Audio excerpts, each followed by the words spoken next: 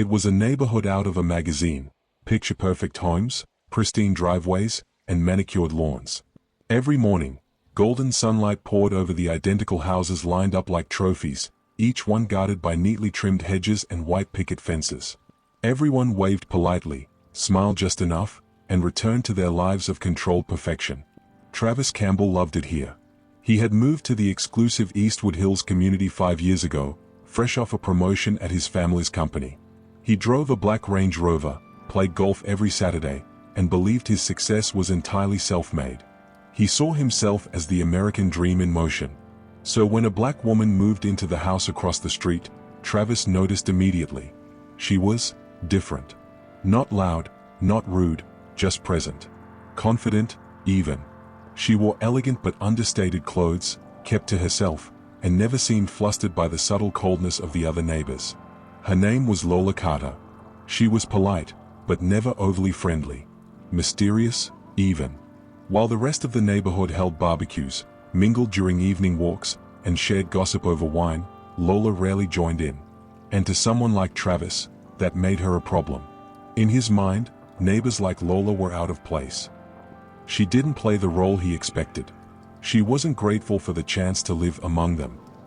She didn't smile wide enough. And most of all, she didn't act like someone who had made it out and was thankful to be there. So Travis took it upon himself to help.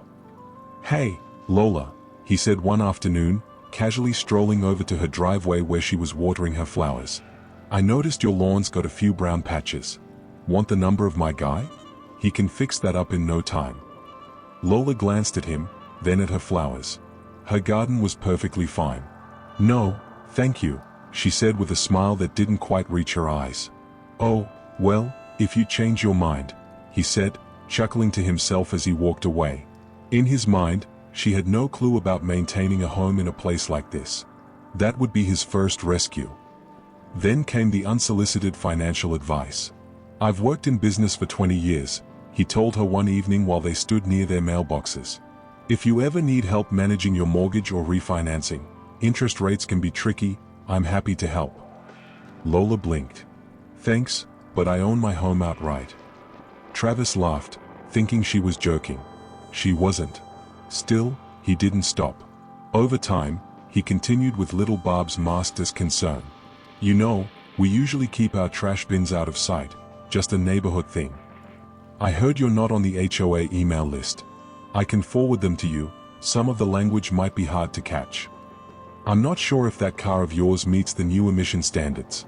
Just looking out for you." Every encounter was like a paper cut, small, but cutting. Travis wasn't openly racist. He wasn't even openly cruel. But his tone, his assumptions, his unsolicited advice, all of it spoke of quiet, smothering prejudice.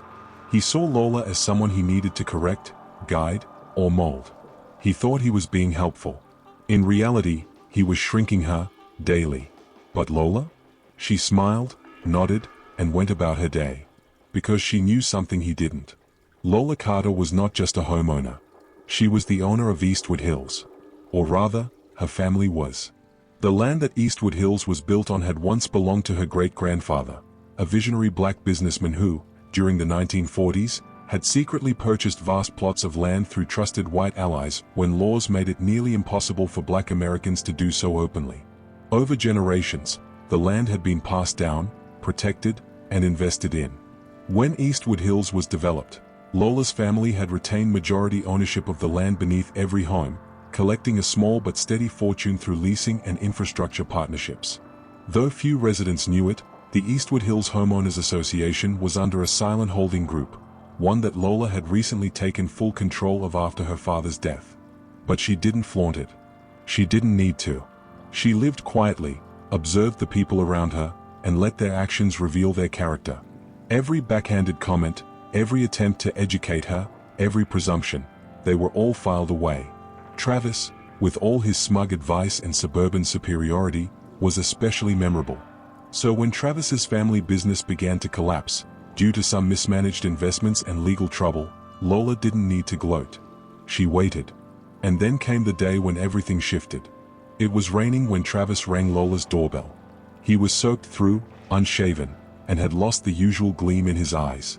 "Lola," he said, trying to maintain composure, I was wondering if we could talk." She tilted her head slightly. "Of course. Come in." Inside, her home was warm, elegant, and surprisingly grand. For the first time, Travis noticed how refined everything was: the curated art, the antique fixtures, the thick silence of wealth that didn't scream, but whispered. He sat down on her couch, unsure where to begin. "My company's in trouble. We've lost 3 major investors, and we're running out of time." "I'm sorry to hear that," Lola said, sitting across from him. "I was told by a friend that you might have some connections. Financial ones. Investors." Lola studied him. "You want help," she said plainly. "I know we haven't always seen eye to eye, but I'd be grateful," he said, his voice tight. "I have employees, a family. I can't lose it all." Lola stood and walked to a cabinet. She opened a drawer and pulled out a slim folder. Then she laid it in front of him. Inside was a document bearing her name and signature: Lola Carter, chairwoman of Carter Gray Holdings. At the bottom was the logo of Travis's family business, with a note reading, 51% stakeholder. Travis stared, mouth falling open. "I bought your company last month," she said gently. "It was about to go under, and your partners were eager to sell." Silence. He looked up at her, stunned. "All this time," he whispered. "Yes," she said. "All this time." Travis sat there, the room spinning. Everything he had believed, about himself, about her, was crumbling. This woman, who he had once patronized about garden tools and mortgage rates, owned him now. She had the power to destroy or save him. I'm sorry," he said quietly. "I didn't know." "No," Lola replied, "you didn't want to know. You looked at me and decided who I was. You assumed that because I was black, I needed help. You spoke to me like I was beneath you, even when I said nothing in return." "I was wrong." Lola nodded. "You were. But I'm not here to punish you. That would be too easy." She paused. "I want something better.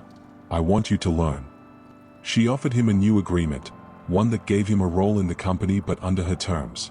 She offered mentorship, guidance, and a chance to rebuild, but only if he agreed to work not from pride, but humility. "I'll take it," Travis said, tears welling in his eyes. "Thank you." "Good," Lola said. "Because I don't want to destroy you. I want you to grow." Months passed. Travis changed. Slowly, and with struggle, but genuinely. He began to speak less and listen more. He took courses on leadership, on racial equity. He became a silent advocate, not for show, but out of understanding. And in Eastwood Hills, neighbors noticed a shift. Lola was no longer just the woman next door. She was someone they respected, openly, now. She didn't have to raise her voice. She had already raised the standard. And on some evenings, she and Travis would sit on her porch, sipping tea, talking not as adversaries, but as something closer to equals. Not because she had to forgive, but because she had always been more. True power doesn't need to boast, it reveals itself in time. Never judge someone based on your assumptions or prejudices. Humility, respect, and open-mindedness are the foundations of real growth and lasting change. If you enjoyed this story, don't forget to like, share, and subscribe for more. Until next time, keep the stories alive.